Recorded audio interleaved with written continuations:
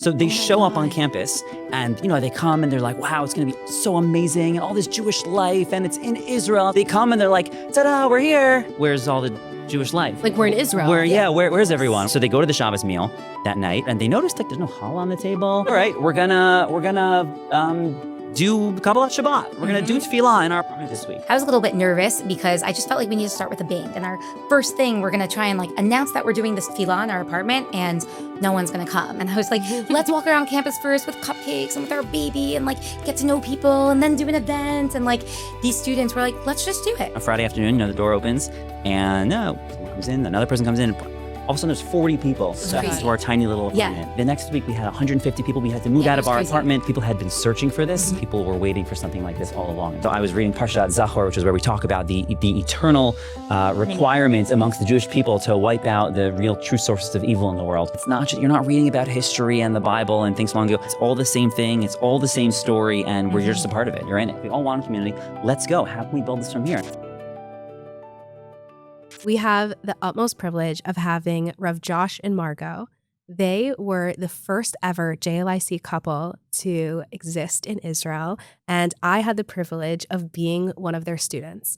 They were the couple of JLIC at IDC, or now known as Reichman University, and they single-handedly changed Jewish history and the trajectory of Aliyah for gap year students. It is really such a pleasure to have them here with me and enjoy our conversation. Margot and Rav Josh, thank you so much for being here. It's seriously like a dream to have you guys on. Thank you for having us. It's Great to be here. Oh my gosh, of course. It's so crazy the way that we met. After I made Aliyah and went to seminary, I was like, what am I going to do next? I was living in Givat Shmuel, and I all religious people did. Right, exactly. This was 10 years ago. And I was signed up to go to Bar Ilan for college. And then I realized that I don't want to do it in Hebrew. I would rather do it in English. So I signed up for IDC at the time, now Reichman. And I went there and I couldn't even see religious people there. There was here and there, tucked into corners you couldn't really find. And then when I actually went to campus and I saw you guys walking around, I was like, hello, who are you? A religious couple that's American? What are you doing here? And we connected. And the next year I moved to Herzliya to help you guys with this incredible community that you guys started in Herzliya, at an English-speaking college in Israel. I'll say that we started together, but we'll get to that. Oh my gosh, no. It was literally all you.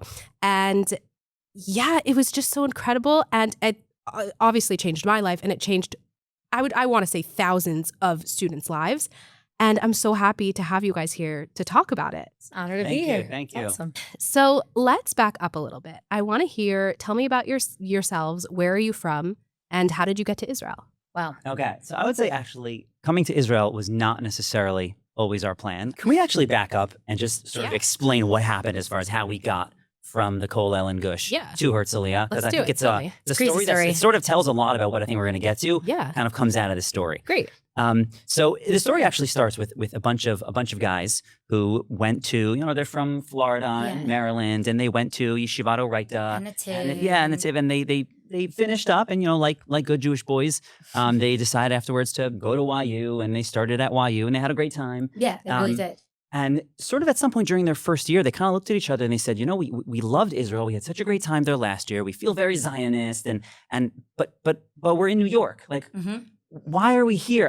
Wouldn't it be cool if we could somehow be doing the same thing, but in Israel instead? Wouldn't that be awesome? I remember one of them told me he actually, with his friends, Googled, in the YU computer room, live in Israel, study in English. Oh my God, no way. Of course, for anyone that knows Reichman University, that actually is their motto, live in Israel, study in English. And they literally clicked it. They're like, ooh, a college in Israel. Oh, there's English-speaking programs. Sounds like a plan. And that's actually, did you know that? That's actually how this all started. So they applied and they went. Wait, who are these people? Dave Lestrowski, Nathaniel Meaver. Oh my God, that whole crew. Yeah. They started on YU and they just came. So they show up on campus and, they come and they're like, wow, it's going to be so amazing and all this Jewish life and it's in Israel. It's going to be so strong. And they come and they're like, ta-da, we're here. And there's where's all the Jewish life? Like what's Like we're in Israel. Where's everyone? Where's all like the from stuff? Where's all the Shabbat? Like where's everything? And they're like, oh, it must be, let's wait till Shabbos. They saw a sign like Hillel dinner. So they're like, okay, we'll go to the Hillel dinner. And they go to the Hillel dinner and they show up to the room. It says Tefillah in this room, and they go there and there's no one there. Stop. And this is a true story. They go to the Hillel and they're like, where's Tefillah? Like, are we at the wrong room? And she's like, oh, we were told we should write that on the schedule. But actually have if you want to do Tefillah, go do Tefillah. Oh my They're God. like, okay. So they go to the Shabbos meal that night and they're like waiting to start. And they notice like there's no challah on the table. And they go back to the same Hillel director and they're like, is there going to be challah somewhere? And the Hillel director goes, challah. We usually have challah. I think we forgot this week. That's And they're like, insane. they're like, oh my gosh. Okay, so they like go back to, they're like, wait, I know the website like talked about Jewish life. So they go back to the website and they look at it and they're like, see, it says here, Monday, Thursday, Shacharit Club. They're like, oh, so it's only Mondays and Thursdays? They're like, wait, but it says here weekly Daf Yomi. They're like, oh, that doesn't make sense. Weekly Daf Yomi. Daf Yomi has to be every day. There's no such thing as weekly Daf Yomi. They're like, wait a second. Where's all the Jewish life? And we're in Israel. Yeah. And they said they started to call it pajama Shabboses, where basically every Shabbos there was nowhere to go. They were the only kosher apartment that they knew about in Aliyah that spoke English. And they literally would just spend Shabbos in their pajamas, do Kiddush on their own. And yeah, it was very How did I never know this story? I don't know. The year before you. Right. Year before you came. So they reached out to JLIC, which is this unbelievable program run through the OU, the Orthodox Union, who runs, they put religious couples on college campuses throughout America. They work together with Hillel. They run all sorts of programming. And they reached out to them and they said, we have so many friends in Rutgers and Binghamton, and all of our friends have JLIC. Yeah. And we're all here in Israel. We have like English speakers here. So can you like send us a JLIC couple here? And it started this whole story through the OU because the OU is like, well, they said no. They're like, well, but where the OU is like works on American college campuses. Like that's the common theme of all those campuses. They're in the America. goal is for North American Jewry. Right. They're like, no, the North Americans are coming here now. Like there's more kids in Frisch here than there are in Santa Monica College, and they have a JLIC. So it was a whole back and forth. They ended up fundraising a lot of the money on their own, actually. They came back to the JLIC. Oh my God. And the OU had this interesting conversation of, is this mission creep? Is this really what we do? And they decided, you know what? We're gonna try an experiment. We're gonna try it. So they reached out to us. Like I said, we were in. And we had just said no to interviewing for all these other colleges. And they're like, okay, I know that you want to be in Israel. Are you interested in JLIC Israel? And we're like, oh my gosh. By the way, that's so crazy. I feel like just as a side, this whole story is insane, but just as a side point, like I feel like so many people when they think about Israel and Aliyah, they're like, no, but like I have this amazing job here, like in America, and I have like this amazing everything going for me and these job opportunities and everything. And you guys were like, no, we want Israel. We decide Israel, even if it's like going to be on a kollel salary. Yeah. And yet like Hashem presented you with this opportunity of exactly what you wanted to do in Israel. 100%. Baruch Hashem, thank God. And I do think something we're going to hopefully, I think, come to again as we talk is that realization that there is so much to do here in Israel, in this world. There's people moving to here, numbers like never before. There's people spending time in college here like never before. And that thought of like, well, if you really want to be involved in the Jewish world, you have to do it in Lawrence or in Scarsdale. Yes. So I think we really saw that changing. The amount of opportunities, the amount of new programs that have opened up in the past 2, 5, 10 years here in Israel. Right. It's just unbelievable. And it means that we need more people involved in these things. And for people who want to be involved in Jewish things and want to do it here, there's just so much opportunity to do that here. Yeah, I would add to that. It was almost that realization of not only can I come to Israel and like it's a mitzvah, it's a good thing to do, it's something I believe in, but actually this country needs me. Like not me. Actually, that concept that like, wait, this is a really young country and there's actually so much going on here and there's so much for people to do was also this change from like that would be a good thing to do to this is a really important thing to do. Yeah.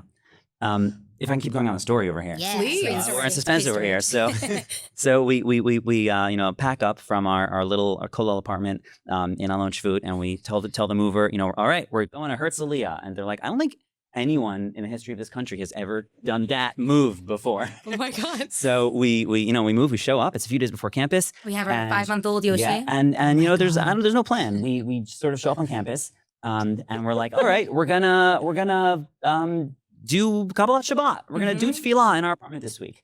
So we're like, all right, let's start going around campus. Let's start collecting people. Yeah, I actually was not so into the Kabbalat Shabbat idea because this is the Friday night davening, Friday night service, right? I was a little bit nervous because I just felt like we need to start with a bang. And our first thing, we're going to try and like announce that we're doing this tefillah in our apartment and no one's going to come. And I was like, let's walk around campus first with cupcakes and with our baby and like get to know people and then do an event. And like these students were like, let's just do it. Worst case, there's no menu. Worst What case, happens? Because no one comes. Worst. Well, you gotta start somewhere. That was sort of the feeling. Yes. So we did, and we spread the word that we're starting.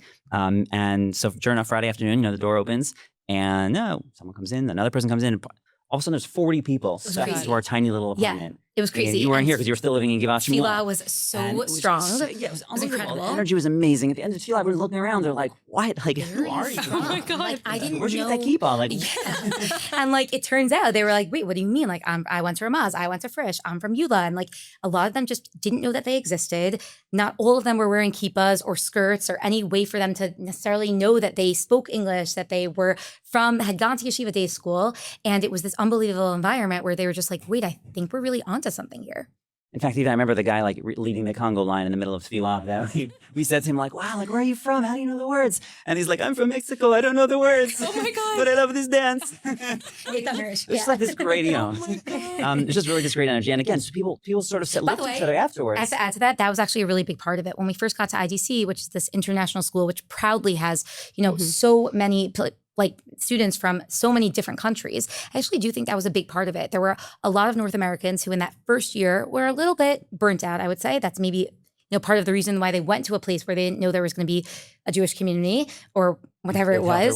They thought there wasn't one. Exactly. Not the students we spoke about before, but that is, a lot of people who were there. And then all of a sudden you have people from other countries who, like the original students, thought that they were coming to Israel for this amazing thing. And all of a sudden, you might have kids who weren't necessarily so into their davening. But all of a sudden, when you have kids from Mexico and from Venezuela and from Australia, or like Teaneck, all in the same yeah, room. exactly. All of a sudden, the energy was it was fire. Like it was really an incredible energy. So then after that, Shabbat, we sort of all sat down and said like, okay, so we're all here. We all want this. We all want a community. Let's go. How can we build this from here? And over the course of that year, the next week we had 150 people. We had to move out of our apartment. We got a room on campus. It only had 200 seats. We had to move into a different room. All of a sudden, we started daily tefillot. We started programming. We realized that on Shabbat and on holidays and everything, all the Israelis go home. Yeah. But the Americans are still there. There's 2,000 internationals in IDC, or there was at the time. Maybe it's more now. I don't even know. I'm sure there's more now. Oh my God. And every weekend, all these Israelis go home, and the internationals are just there alone by themselves. And if you do anything, if you run any program, everyone wants it. Everyone needs it. Someone made a joke like we could throw a rock in a lake and like 40 people will come. Like they just want community. They just want stuff happening. And we really saw from there was just sort of like this need that you asked before. Like it was, did you know it was going to be something? Was there a need for it? So we didn't really know, but as soon as we showed up, we just saw how much people wanted this and how much there was to do, and it just exploded from there. Yeah. Wow. This is so incredible. And I kind of experienced it with you, but hearing it from your perspective, years later is just so meaningful and beautiful. And I think also, obviously, you gave the perspective on the North Americans, but like you said, also the other international students, when I came, I remember I met this one girl and she was in a tank top and I just kind of assumed she wasn't religious. And she was like, she's like, oh my gosh, I love your skirt and I love your shirt. I can never find shirts that cover my elbows. I'm like, oh, really? I had no idea. She's like, oh my gosh, yeah, it's so cute that you're tznius. And I'm like, oh, wait, really? And she was like, yeah, I keep Shabbat. And I was like, that's incredible. And all of these international students, I think that they just kind of celebrated and embraced Judaism in maybe a different way that we were used to, that we considered as religious. And I learned so much from these people. Were some of the most thoughtful and deep connected to Hashem and Judaism people ever, because we grew up in such different cultures. Yes. And I think one of the beautiful things about Israel is that it's a melting pot of people from all over the world. Yeah. 100%. I would add to that I think that the yeshiva day school kids, they always, I'm generalizing obviously, but they always had the most knowledge. They were the ones who were always wanting the high level shiurim. Yeah. But they didn't. When you say yeshiva day, you mean the kids from New York, New Jersey, the ones who had a really solid, strong yeshiva background. education, and they really were so learned, but the passion was not always there. And something about these people from all these different countries, the energy was insane. I think to this day also, so we're no longer in Herzliya, but to this day, what we always say, one of the things that we really, really got out of that and will take for us forever was just the exposure to people from around the world. It's like embarrassing. you said, we're so American. They say that there's the people from 90 different countries. I'm sure by now it's more. But I know so much now about the Jewish community in Brazil and in Chile, and how it's different from the one in France, and how it's different different from the one in Spain. Yeah. And I mean, if you would like offend someone if you said you're from Sweden, if he was from Switzerland, like I didn't even know those were different places. And we had people from Germany marry someone from Mexico. And, they spoke Portuguese together, exactly. And the Australian who married the girl from Venezuela, and the Belgian boys were like, there was something, I think. A New Yorker marry someone from Vienna. Like, the amount of couples that came just from those years, I think it was like 30 couples or something. We're one of those like couples. That. Yeah, exactly. They met in our apartment. That was part of the magic. There was just like this excitement. And I think you experienced it also, of this feeling like we're building something here, and everyone felt that. And I agree with you. It's not just Herzliya. It's Israel. You really have Jews from all around. And when you see that, there's something very globalizing about it. It's very like open-minded about it. You realize how in the sand you were once you realize how many different backgrounds our people are from. Yeah, totally. Okay, so you started this like huge thing, and then within a week there was this huge revolution of all of these like Jewish people, religious, connected in whatever way they were, coming together. And then what happened? Because that was only the first 2 weeks, right? The first week? Yeah.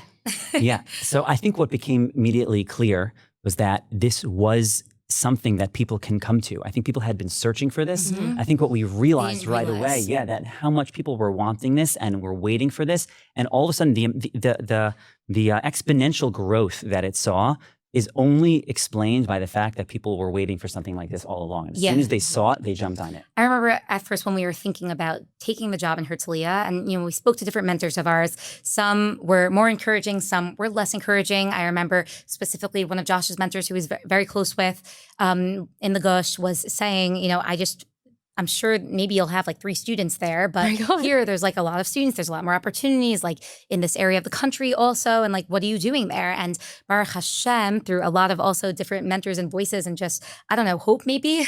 and truly like the push of a lot of like 2 specific students who were really like, really, really, please come. I remember though speaking to one of the students, to Elon, and we were asking him, like, we had known him from Teaneck. He was living in Gilat Shmuel and traveling. And we said, like, if we moved to Herzliya and we gave a shir, how many people do you think would come? What did he say? And he's like, I think a lot. I think you'd get like 3, maybe 5 guys, maybe. And we were like, all right. We were like, that's great. And then I remember the very first shir that you gave, I remember it was like the start of the Gemara series. It was called like Adultery and Idolatry, like Bava Badra or something like that. And I remember like 30 kids showed up and they literally ditched class for it. Remember? They actually, they're like, don't put these pictures up on Facebook. And people drove in from Givat Shmuel, which is the other religious community that was used to be where all religion. And we said to them, like, what are you doing here? Don't you live in Givat Shmuel? And they're like, yeah, but there's nobody speaking English on Givat Shmuel's campus teaching us things. So like I had to come here. And I think that really opened up our eyes. There were things going on there, but I think that like specific idea of a community like this just didn't exist. I think everyone could feel literally all the way in Givat Shmuel the beautiful like community and like vibes literally of the community and Herzliya. And I think people were really drawn to it. Yeah. And I would say also to JLIC's credit and other colleges' credit, I think other universities started realizing right away like what's going on here. And very quickly, so JLIC then opened up a branch in Bar Ilan. With Mizrahi jumping on board. Exactly. And the vice president of Tel Aviv University like came to us for a Shabbos meal. She like drove in for a Shabbos meal and went back home afterwards. And she was like, I heard there's like a lot of Americans are happy to come to this university. We want to see why. And we're like, well, the answer is our Shabbos meals. Literally. And they're like, hey, we want to do this also. And then they opened up a JLIC in Tel Aviv also. Right. I think there's like 16 couples now or something insane like that. No and that's way. just JLIC. There's Chabad, there's Olami, there's like Mizrahi's doing all these things. Like there really is all of a sudden, I think this investment that we watched happen like suddenly and very quickly, literally just in the past 8 years. And a lot of the universities that aren't having JLIC technically, a lot of them are starting to open up English-speaking programs where they have these programs where you can do your first year in English and then continue from there. Yeah, that's and that's also again a recognition that there's a lot of Americans who want it, a lot of Americans coming, and if you just give them the opportunity to do it, they want to come. You just need to make it work for them. Yeah. Wow. It's just so incredible. Like, it feels like I'm reading a chapter of Tanakh, like literally like hearing like what's happening and like in Israel and everything that you guys did to contribute. It's just incredible. I'll tell you, it did feel that way. I actually think we had a WhatsApp group called The Next Chapter in Tanakh. No I'm not way. sure you were in it. No. Yeah. One of where like the student board committees we call the next chapter on Tanakh. Yeah, Stop, it I love really, that. I think the students right away, I remember the very first fundraising deck that the students put together, and we were going to raise $30,000. That was, that was our goal. And Got a lot higher. yeah, over time. Over the years. But I remember they actually wrote in it that their goal was to be the startup community in the startup nation, and Right. to be a community for English speakers to be able to be here thriving in Israel. Wow. And I think I remember right away also at the beginning, a lot of people would say to me in year 1, year 2, why do you keep calling it a community? It's not a community. You're a program. Like, you're an organization. Stop calling it the Herzliya community. Like, what is this? And we were just like, the goal is community. The vision is community. And Right. like, everyone very quickly got on board with this vision because I think there was a need. I think sometimes when people just move into strong communities, it's very hard to appreciate all of the things that community is providing for you. But suddenly when you're in a community and you don't, I don't know, it doesn't have all of the regular resources, and chas v'shalom, someone in your family passes away, Mhm. and all of a sudden you find yourself alone in a community in Israel, Right. in Herzliya, on this college campus, in one of the most chiloni secular communities in Israel. So the ability to have a rabbi to turn to and say, how does this mourning process work? Can you help me with Shiva? Can you help me with all of these different pieces? All of a sudden, everything is it's recognized as a real need. For sure. And I remember also, like, after I left seminary, we, like, whenever I would ask my rabbis questions, they would be like, oh, okay, so just like ask your local rabbi. And I'm like, you're my local rabbi. no Like, local I don't rabbi, have a right, local right. rabbi. Wow. And now, Which is so ironic because you're in Israel. Right. And the amount of Right. educators within 5 feet of anywhere you are, Yes. Right. you just need someone focusing on where you are in Exactly. life. Yeah. Totally. So yeah, it's incredible that like we had you guys as a resource to turn to. It was a privilege to be a piece of the puzzle, to be part of it. So clearly you guys were doing something incredible and life-changing and historic. So did you and I feel like a lot of the time when that happens, when you're doing something really good, some people can try and push back. And I'm wondering if you got any of that. Okay, it's a great Yeah. question, and for sure. And I can tell you not just here, but I've been working in this space of English speaking programs in Israel for people who grew up in America and are here. And I can tell you at every stage, there are always those who give pushback, saying, "Why are you continuing the bubble of the American life? Let these people come to Israel, throw them in. The best way to help them is just to throw them in, let them become fully Israeli. You're not helping them by creating these American programs. You're just hurting them." Not only that, dafka people who have been through it themselves, the people who said, I went through it, that was the best way, that's the reason I'm so Israeli, they should go through it too. Yeah, those people are the most They're like, extreme. Yeah, they're like the self-hating I Jews. suffered, you should suffer. Yeah. So I actually feel very strongly, because I've really seen this in many ways, that people need bridges. It's very nice to say, well, just let them go into the Israeli university. Okay, but 10 minutes ago, that person was in Riverdale. You can't just throw them into a law program taught in Hebrew Right. 5 minutes later. People need those stages. And I really believe in creating those connections. If someone feels like they don't need it, Yeah. great. Go Yeah. skip that stage. But I think yeah. there's so much that you need in order to allow people to make that jump. Yeah, I'll tell you, when we speak to gap year students now, even, or people who are thinking of staying in Israel, even straight from high school, we'll say to them, like, I understand that you want to go back to Maryland, or you want to go back to Penn, or wherever it is that you're going, but what is your long-term plan? Do you plan on being here long-term? And very often they're like, yeah, I plan on coming after college. I plan on coming once I'm married, after I have my first kids, or whatever it is. And that's when we'll stop and we'll say to them, like, okay, hold on, like, you obviously full support, we don't want to be brainwashing or whatever. But for people who are interested in hearing, we just want to let them know that if you're here and then you do the army or Hesder or something like that, or you do Shirut Leumi, and you're in this Hebrew-speaking environment where you're able to really become Israeli already. You could just go to an English-speaking university, but do it in Israel and already start Right, getting a at sense age of how things work 18, and your 19. internships. And Yeah, the way that you can improve your Hebrew. Like, for Josh and I, we are obviously so happy. We went to YU and Stern, and I taught in high school in North America, and we were involved in great things in New York. We lived in Washington Heights for a year before coming to Israel, and it was amazing. And I let these students know, though, that also all of my bridesmaids are in America. and also those connections that you make in college, like actually the struggles that people go through in trying to figure out how to pay their Arnona taxes and how to pay the phone bill and like all these different things that come up, like going through that with different people together. And specifically, if you can come young, I think people are so used to hearing the way that we thought, actually, that we were saying at the beginning, like Aliyah is for when I'm 40, when I'm 50, when I'm 60, once I'm retired, later in life. But that idea of like, wait a second, you don't need to come and be an Oleh the rest of your life. You can actually come and contribute to Israeli society. You can come and improve your Hebrew really like a native Israeli. Because if you're here at 19, just imagine where you're going to be at when you're 29, when you're 39, when you're 49, and the job opportunities can get just even greater for you. The opportunities could like get more and more amazing. And I think just sometimes helping students realize like it's not this crazy thing to make Aliyah. It's actually like a really normal path where you can do Shirut at the army and then go to a college in Israel and then live in a young professional community, meet your spouse, and like live here. You know? Right. I also think like one of my rabbis has always said like there's no mitzvah to be like act like an Israeli. Like there's a mitzvah to live here, but you don't have to like, you know, wear shoresh and blundstone, like all of the, you know, go on, do Yam Liyam, like hike all of Israel, like just basically just be here and like you can figure the rest out. And I think that for sure it's so much easier to start your life at 18 because I don't know, you know, I made Aliyah at 18 and I didn't know how to open up a bank account in America. But if I would have stayed in America and went to college in America and then made Aliyah at like 23, I would have opened up my bank account in America, figured it out, like, but then I would have to learn all these adult things all over again. So if you come at 18, you just learn how to be an adult from the start. Exactly. And here's also the thing I think people don't realize. I feel like we're still all used to hearing these stories of like people who came 20, 30 years ago to Israel, and there were very few English-speaking communities. There wasn't the Efrat, Beit Shemesh, Renana, Chashmonaim. What am I missing here? You know, Karmei Gad, exactly, that we have today. And they came, and yes, they really were.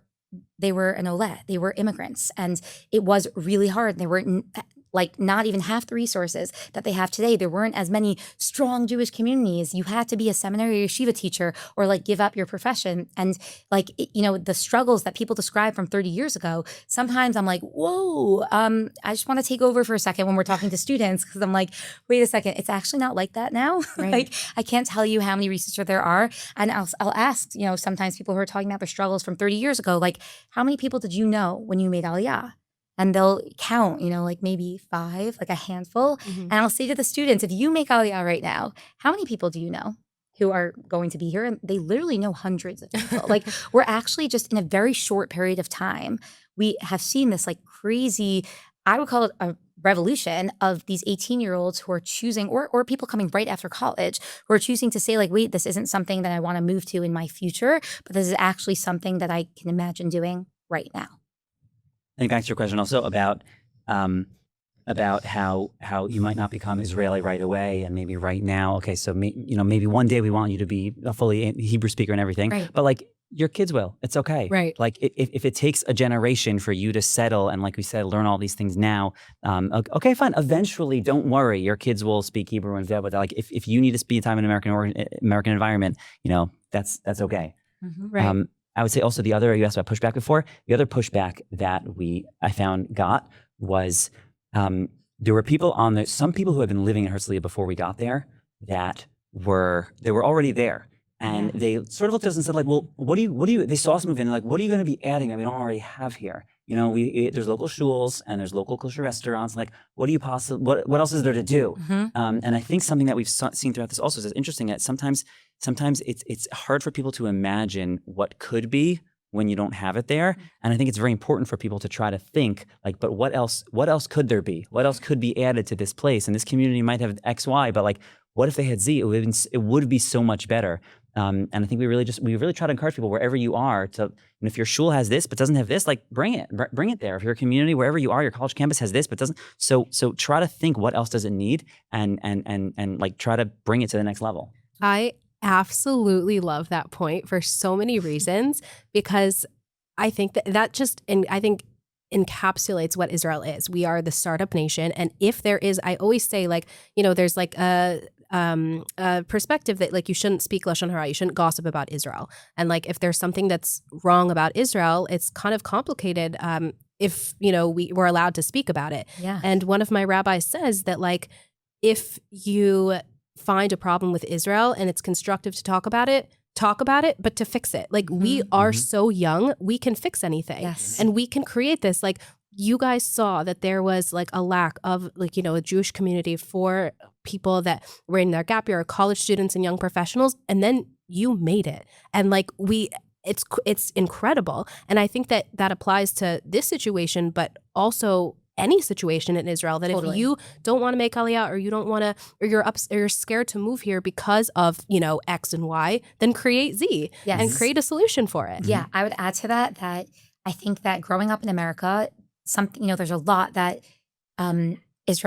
America has to learn from Israel, I'd say. And there's a lot that also Israel can learn from America. And I think one of the things that is so strong in American Jewish life is actually the sense of community. Yes. We are so good at shuls and sisterhoods and the chesed committee. Programs. We know how to run programs. We get those Canada flyers out. Like, it's just no big deal. Like, we know how to organize things so well.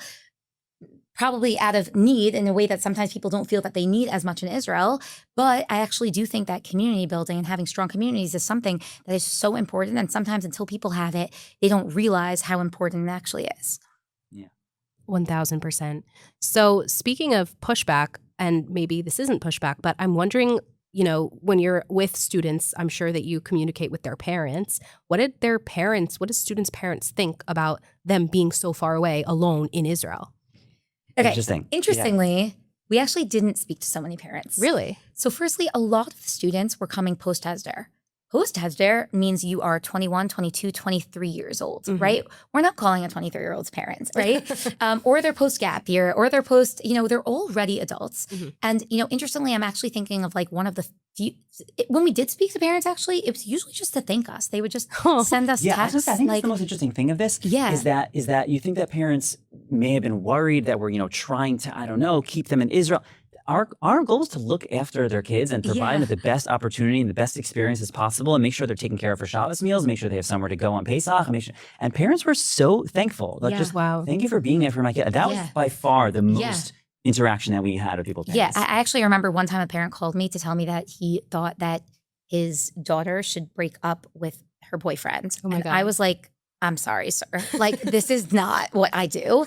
And it ended up turning out after he continued to push. And then I spoke to one of her friends just to find out what the deal was. And it ended up being a very unhealthy relationship that ended up being a broken engagement, Baruch Hashem, because it was really not right. And I recognized like, oh, the father also understands that his daughter is an adult. And also that this was a situation that really did require a little bit of intervention. And he just didn't know who else to call. So now it is something she does. What'd you say? So now it is something you do. Yeah, exactly. Wow, that's incredible. But I think that point is that we were able to be there of the people who were on the ground from so far away. So when something like that happened, they knew they had someone to call. Yeah. And I would say on the other hand, also, like you mentioned before, when there's you know, a shiva or a death in the family, or there's something that happens, or a bar mitzvah, a positive thing, whatever it is, very often we were sort of that address where parents knew they could reach out to us, that we would be able to have a sensitive, you know, read on their kids or be able to be there for them. Yeah.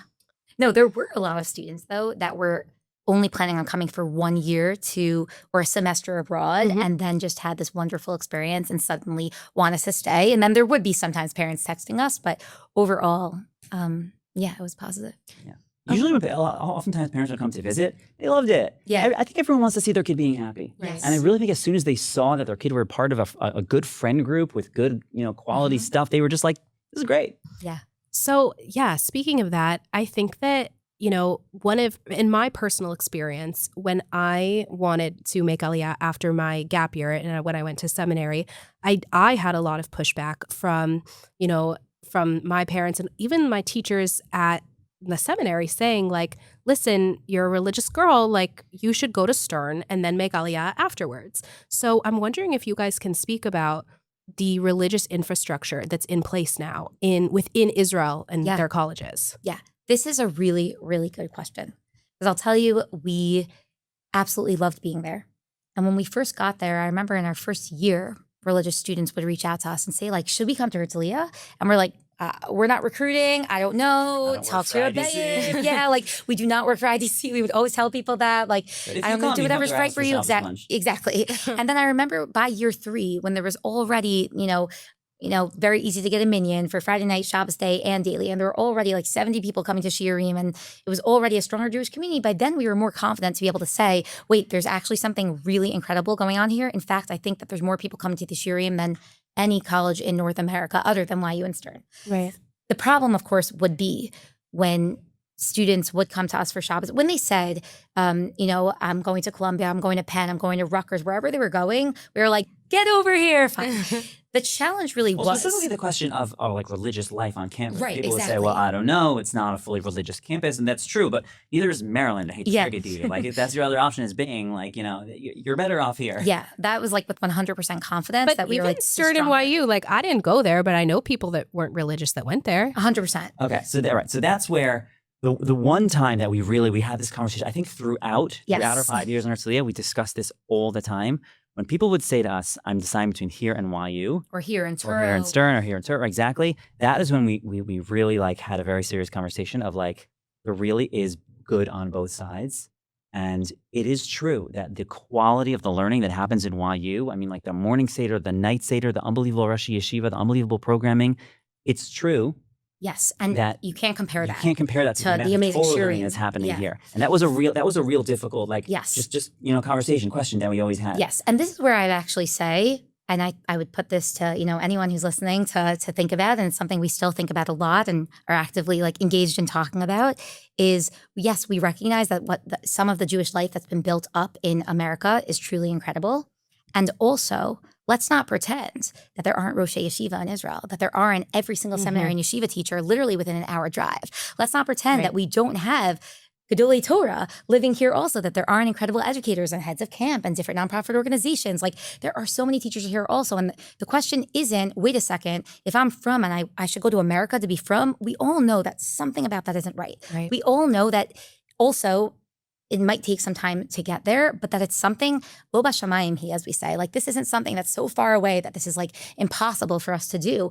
We're in Israel and the Kedusha is all here and we're like ready for it. And I think different organizations and every yeshiva, midrashah, like every seminary, everyone's working on it. I remember how Rova and Oraita would both send somebody once a month. TVA sends somebody once a week now, switching off between Tel Aviv and Herzliya. Wow. There's already like so many people who are starting to understand that there's a need here, and people I think are actively working on it to try this isn't a problem that should be the end. This is something, like you said, that we can work towards not just making as good, but making that much more incredible.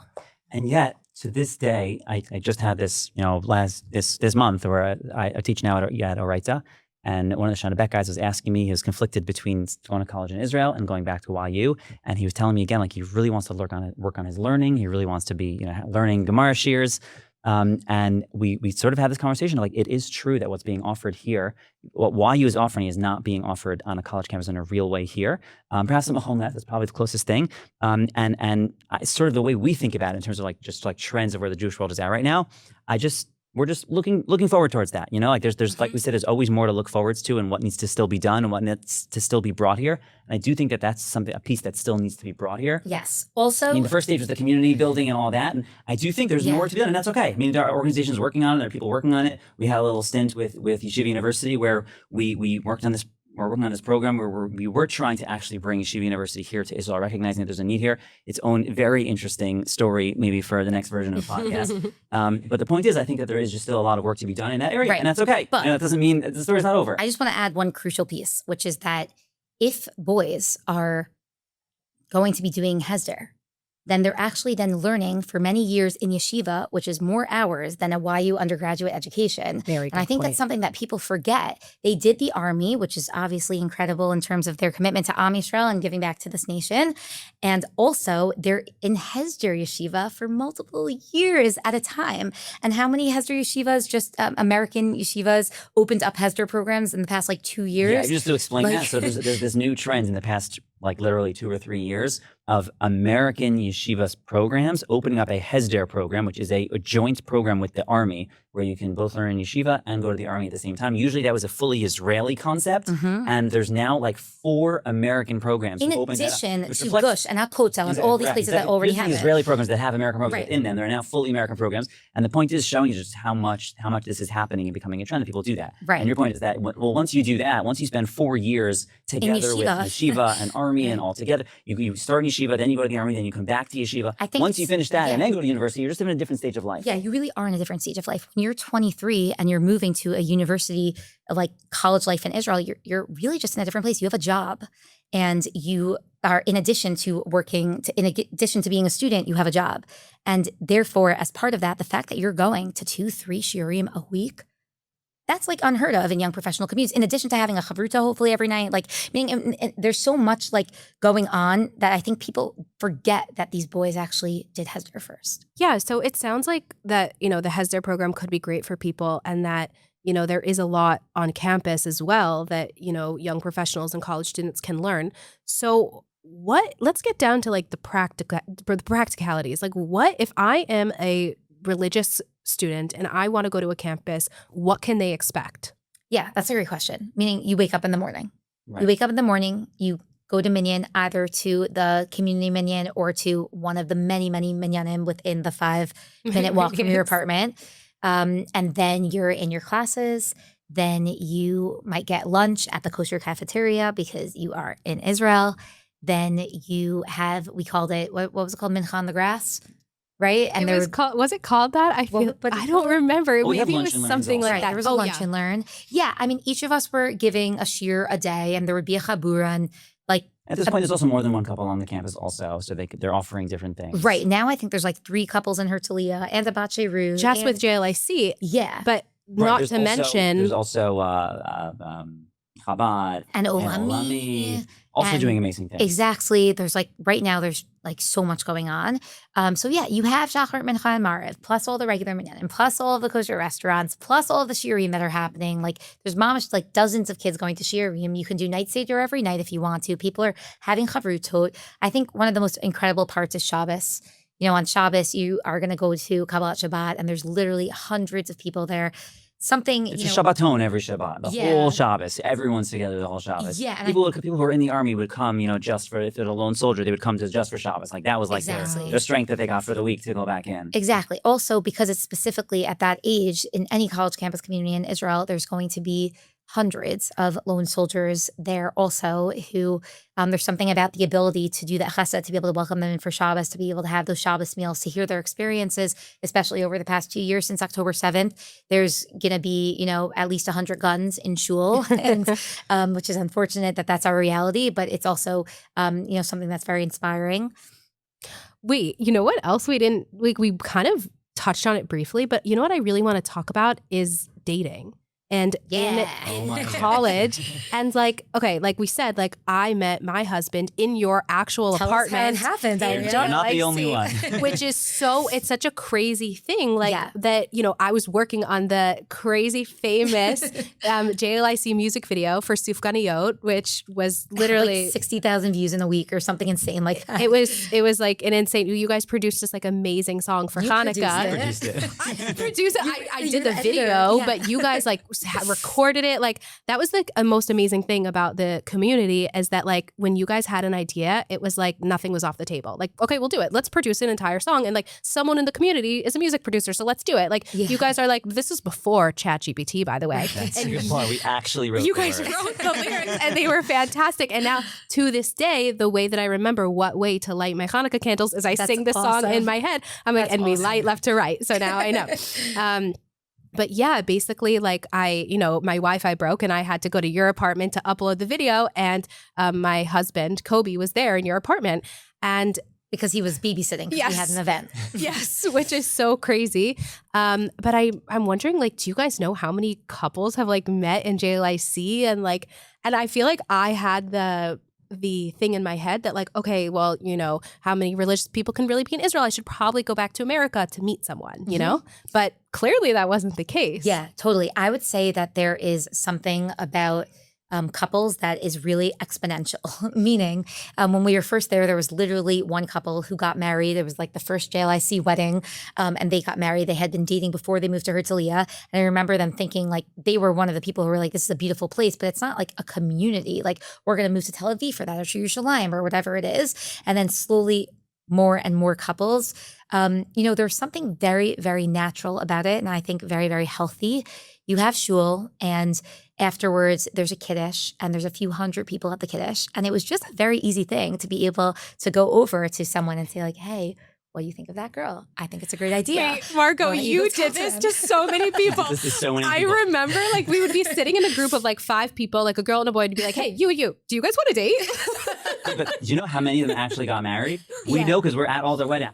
Do you know I had to get certified to do weddings in Israel because I had so many couples coming to me asking if I could do their wedding. And there's enough times that I could say, no, I'm not certified. I can't do it. I actually went and got certified, and I just was able to do their weddings. That's incredible. I've done so many weddings. To this day, I'm still doing weddings from people from the community. Wow. Someone just reached out to me this week, night, actually, and asked if I could do their wedding from the Herzliya days. Yeah, And I said really yes. crazy. Wow, that's incredible. Yeah, really crazy. Mazel tov to Zach Blank. Mazel tov. Wow.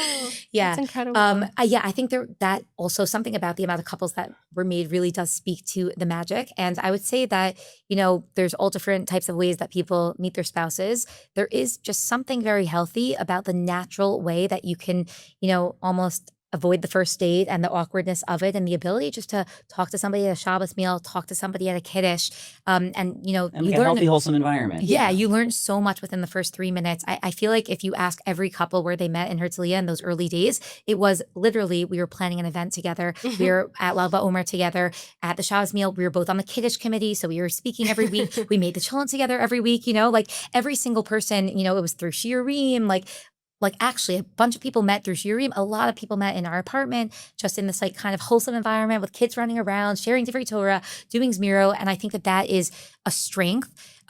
Also, keep in mind also we pointed out that very often the people who come to Herzliya because if they've done Shira Leumi first or they've done the army first, so very often they're older. And when you have people who are 22, 23, so you just want to naturally be able to meet people. And we felt it was a very just healthy way to do that. Yeah. Yeah. So speaking of that, I guess, can you guys think of any crazy, like what's the craziest experience that you had? We have so there were a many. lot. Oh my gosh. Some of which we can't share, I feel like. But, I don't know what you're bringing. I don't know. There's a lot. crazy I think that feeling of like a crazy experience, probably maybe the most one was an accident actually. When the first Lag BaOmer that we ran, Margot had this like cute idea. We're going to do like a little bonfire by the beach. Wait, I'll tell you. The board, which ran everything, was really burnt out because it was like Lag BaOmer towards the end of the year and there were finals or something. And they were like, we just can't plan Lag BaOmer. And I was like, oh gosh, like I guess, you know what? Let's just do the bare minimum and like literally guitar, marshmallows, bonfire. Maybe we'll do it at the beach. Like, I don't know. We like grabbed some wood. We actually like found some old broken down house. We just like drove up, threw some in the trunk and drove over. Yeah, made a Facebook event. Yeah. Facebook event. And all of a sudden we get there and there's literally 300 people standing around on the thing. And we're like, what's going on? Yeah. And someone was like, oh, well, we're here for the all night Lag BaOmer party. And we're like, what are you talking about? And we looked back at the Facebook event. I had accidentally wrote. Instead of writing like 9 p.m., I didn't put an end time. And so it said like 9 p.m. to 9 Facebook a.m. automatically just made it 12 hours. Like, Oh my God. People were like, oh yeah. They thought it was an all-night thing. People were pulling up with like beers, like all these people we had never met before. And we had the most awesome party that we didn't even realize that we planned. Incredible. Like, who planned this? They're like, oh, that religious couple was here to bring Jewish life to us. And we're like, yeah, we're here to run the parties on campus. We like gave it to our Torah. We welcomed everybody to the JLIC community. We told them all about Friday night Kabbalat Shabbat that week and the shiurim, and that everyone's welcome to come to us for a Shabbos meal. And to be actually this beautiful thing where people figured out this point by accident that like, yeah, we are the only ones running programming for you guys at nights and during the weekend. And we are welcoming and we all do want everyone to be involved. And I think from there it created this feeling of like, yeah, everyone on campus is welcome to join us for everything, and we can have fun together, and we can do meaningful things together, and we can even do all-night parties on the beach together that we obviously left at like 9 p.m. whatever it was, and they stayed, and we're like, all right. That was I so think it was crazy. reflective of the types of things. I mean, we did one year. We did like sufgan on a yacht on a boat because Yeah, that it was rhymed, remember and we're in that. Herzliya, so why not? We did it again the following year. Like, Yeah, that became a I agree with you. classic. That idea of like, if you think of an idea, we can do it, and Yeah. that was the feeling amongst. It the was very students there. special. It was really fun. I don't know, another crazy story. Without getting into all the details, there was a couple that was struggling financially. They wanted to get married, and they were engaged, is what I mean. And they were really struggling. And we had devised this plan that, you know what? You guys are having a hard time. Let's make a beautiful wedding in our backyard. We had, Baruch Hashem, a huge, beautiful apartment and a huge backyard that could hold like 150 people or something. Which and was our event space. Exactly. Exactly. And we were like, let's just do the wedding in the backyard. Okay. Wow. Then COVID happened. And we did the wedding in the backyard. And everyone thought that the wedding was in the backyard because it was a COVID wedding. Because everyone was doing weddings in their backyards. Wow. But this was planned before COVID. That was Yeah. already the plan, and no one even noticed. Yeah. It's really Wow. crazy. I feel like there were a lot of crazy stories. Stories like that. I feel like stories like that happened all the time. Yeah. Wow. That's insane. Yeah. Wow. I'll just tell you a funny story. We mentioned all the international students who were there. You know, we had people from Chile and Brazil and Guatemala and whatever, and they were like coming to all this religious programming. And so obviously the first year when it came to Thanksgiving, you know, we had a whole big thing for Americans, Thanksgiving yeah. because the Americans love Thanksgiving and they're in Israel, so it was very big. Turkey. And, we had a whole meal and everything. We did a holiday And- Thursday night, like a pumpkin Yeah, we put holiday. like orange food coloring in the Yeah. And then I remember some of the internationals came over to us and they're like, wow, you know, my family growing up in Chile, like we never celebrated like Chag HaHoda'a. I didn't realize that this was like a nice Jewish holiday. I love this part of Judaism. I'm like, oh, I know we're like the Jewish couple on campus, but this has nothing to do with Judaism. It's just an American thing. Yeah. So That's funny. so They're classic like, Americans. Is baked ziti a religious thing? And we're like, Oh my gosh. yeah. Wow. Okay. So you guys clearly did some incredible things educating international students on American, holidays as well. So thank you for that. So I guess what I want to know about now is if we could just like back up all the way about the overarching picture of how you really got here. Like we kind of touched on it, but you mentioned that you wanted to be in Israel and this was like kind of the dream opportunity, but what would you have done if you didn't get this opportunity? What drew you to Israel in the first place? Growing up in New York, I feel like it's not so common or it's not the norm to just move to Israel. Yeah. So what brought you here? Okay, so if I can answer the second half first, actually. Yeah. So you asked about, sort of our Aliyah story. Something interesting happened, I think, when we made Aliyah, which is that we made Aliyah, but we went directly to a college campus. And for the first 5 years, we were living on a college campus. Yeah. And, our kids, their friends were what they called their students. Yeah. Like, the 21-year-olds. Exactly. You were their student. That's how they referred to you. And we really were in this sort of like isolated bubble in a way. We were the only English-speaking religious couple in Herzliya. In Herzliya. Wow. No, on that side of Herzliya, not Yeah. in Pitulach. Yeah. But then what happened later is that after 5 years of being there, we then moved into a regular community. We moved to Efrat, which we love and we're very happy with. To Dagan specifically. Exactly. So that our kids were reaching an age where they were starting to go into first grade and they were starting to be at an age where they like needed friends who weren't 20 years old doing them. And at that point, when we then moved to Efrat, all of a sudden, a lot of the more classic Aliyah stories we started feeling. And challenges, I would say. Yeah, Yeah. starting to learn how the school system works and how the banks and the health And clinic honestly, stuff how and- to make friends. Exactly, And like for us to how make friends. That host- didn't happen before. Yeah, I There remember was no the way to make first- friends. There was no one to talk to. I remember the first Shabbos meals that we did, and we did an icebreaker, and we always did icebreakers. And they're like, "Do you always do this?" And we're like, "Yeah, Yeah, don't you guys? Yeah, it's such a great way to make conversation." And there was Mira, and they're like, "Why are we at the Shabbaton?" We're like, "Oh my gosh, we have to learn how to." But I think something interesting about that is that a lot of a lot of people who make Aliyah at that age where they are 18, 19, and they go right to a college campus, looking back, I think there's something actually very helpful and very healthy and Yes. very comforting about spending your first years in a program That's where that bridge point. when you make Aliyah later in life and you're married with a kid and you have to immediately find a job and you have to like try to somehow make friends with other 26-year-olds, like it's actually really hard to do that. And when you come when you're 18 and for a few years, every week is a Shabbaton. And you do see everyone every day and you do hang out together every day. And then later in life, if you like do the big person making Aliyah part, we actually found what we went through is something that I think I really would encourage people, if you're thinking like what stage of life is it easier to make Aliyah?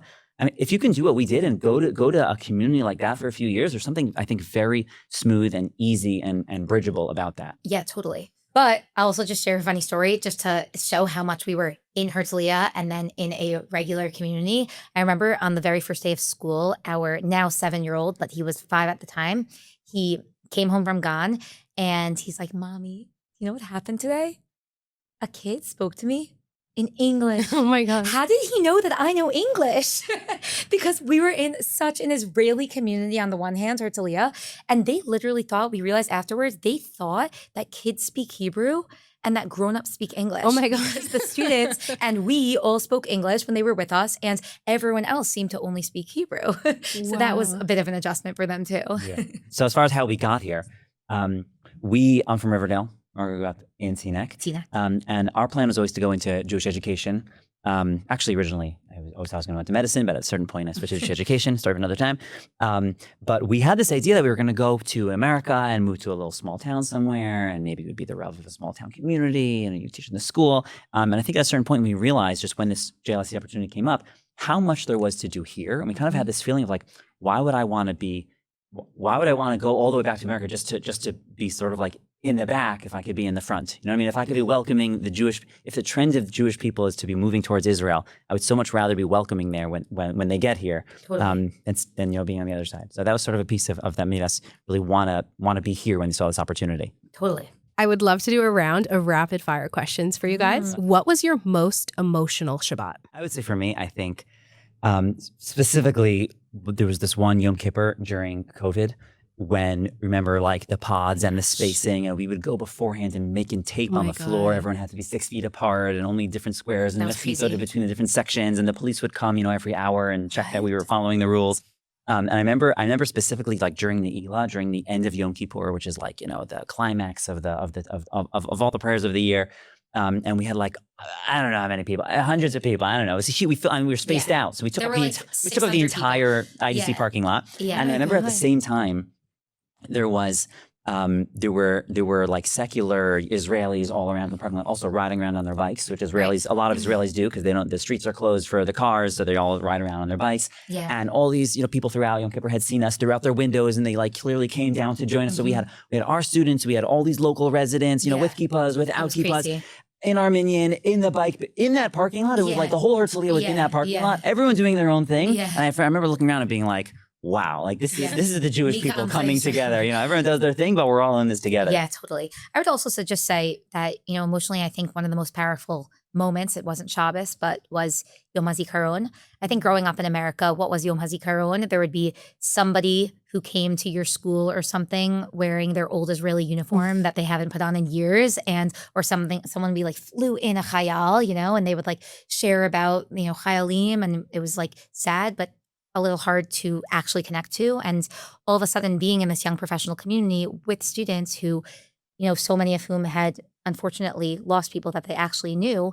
And on Yom HaZikaron, I'm sure you remember, we would have students actually speak about people that they knew. And that was also a program that, hundreds of chilonim, a lot like people who are in Herzliya, secular people would come to also in addition to the regular religious community. And I just think there was something about that, that's probably more of an Olah experience than just of not growing up here. For like Baruch Hashem, and having not known so many people, unfortunately now post October 7th, we, do know more, but the way that every single person was able to connect to each other with the hundreds of lone soldiers that were just in our community alone, I think that was, something definitely very powerful. Wow.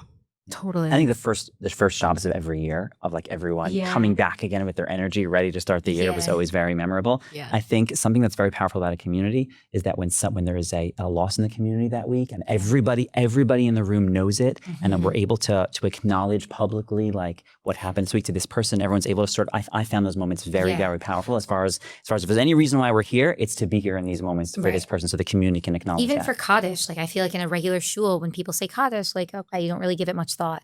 When you're in a community of people who are under the age of 30 and people are saying, you have multiple people saying Kaddish. And everyone knows who they're saying it for. Exactly. And if you don't, then you go and ask them what's going on because, that's unique. It's definitely something special. Totally. I don't know Okay. if we're following the rapid fire rule. I love it. Okay. What is your favorite Only in Israel story? Oh my gosh, I love Only in Israel stories. boy. These happen all the time. I don't even, from the extreme of like when you drive to Herzliya, do you know that every sign you pass on the way spells Herzliya a different way? And some of them are like, how'd you even come up with that? It's like, why would you put in 2 Z's and 2 Y's? Why would you spell it with an S? Some of them are unbelievable. I love that when you get to the entrance of Herzliya, there's a huge like silhouette, and every time you pass it, you're not sure, is that Theodore Herzl or the Lubavitcher Rebbe? You realize, oh, it's Herzliya. It's Herzl. It could be either one to this day.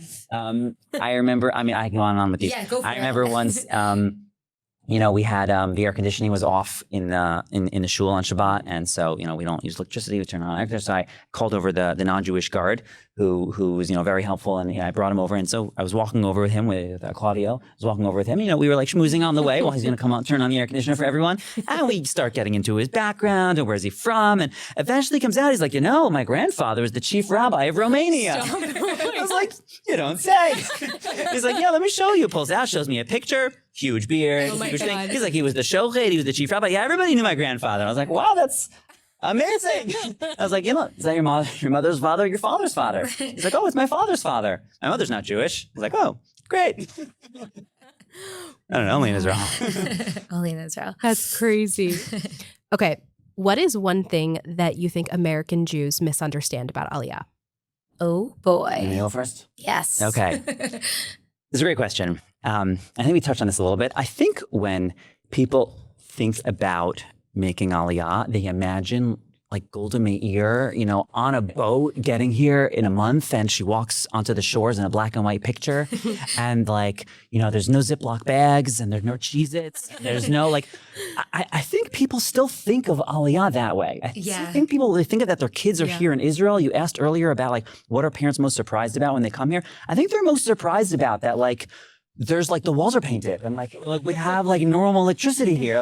I think people don't realize how advanced and modern, not only do we have cell phones here, Israel invented the cell phone, didn't they? Or something like that. Yeah. I think people are shocked at how modern and normal and advanced and comfortable things are here now. Yeah, totally. Sometimes it's very easy, like we keep mentioning this word, the bubble. It's very easy to get into your American bubble. And I think that when you grow up with it, it's your whole life. And all of a sudden you get to Israel and you realize no one cares about your Yeshiva League hockey team. No one cares if DRS or TABC won. In fact, they've never even heard of those places. Sorry to those schools, right? Exactly. And I just think that this recognition that, wow, there's a real world here and there's a lot for me to be a part of.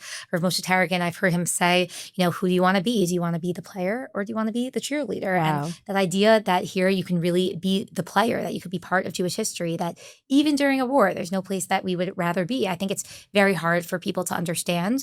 But then I think, people who are here for it, they really do understand that it's just, there's something special about being here. You really do feel like you're part of the next chapter in Tanakh. And it's amazing to be a player and to be part of it.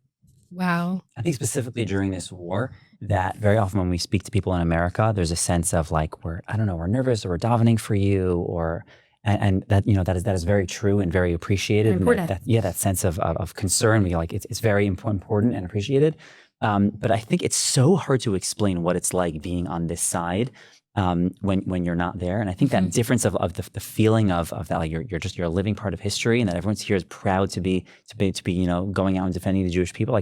The sense of pride and mission and involvement, I think is very hard to explain or describe to someone who is not here. Let me just even give an example of an Only in Israel moment.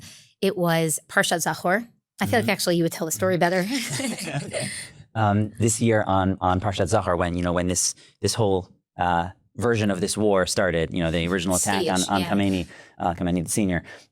So we were actually out on our blocks, as soon as all the sirens started and everything. And they ended.